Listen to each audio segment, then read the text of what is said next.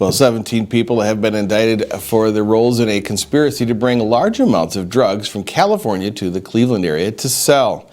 Well, a pipeline of heroin, fentanyl, cocaine, crack cocaine, and marijuana headed from the West Coast to Northeast Ohio. Tracy Carlos was there as the police set out to bust more than a dozen people in the early morning raids. Before dawn, dozens of local, state, and federal officers hit the streets. Armed with arrest warrants, they targeted 17 people indicted on federal charges.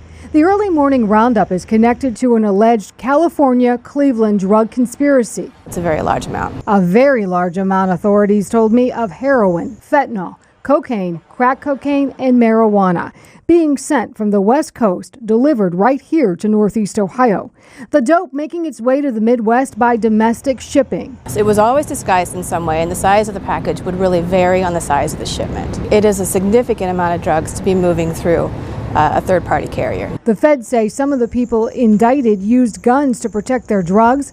Others laundered tens of thousands of dollars in drug money. Once they were able to distribute this vast amount of narcotics through Northeast Ohio, and they obviously make a lot of money doing it, they would turn around and take cash, bulk cash, conceal it in drums and keyboards, and ship it back to California. By the time the sun came up this morning, local, state, and federal authorities had at least 5 people in custody. Only News 5's cameras were there for this morning's raids. We saw 2 of the 17 suspects arrested, one in Cleveland, the other Euclid. Drug traffickers are dangerous, especially ones who are charged with having firearms in connection with their drug stashes. That's a very significant threat.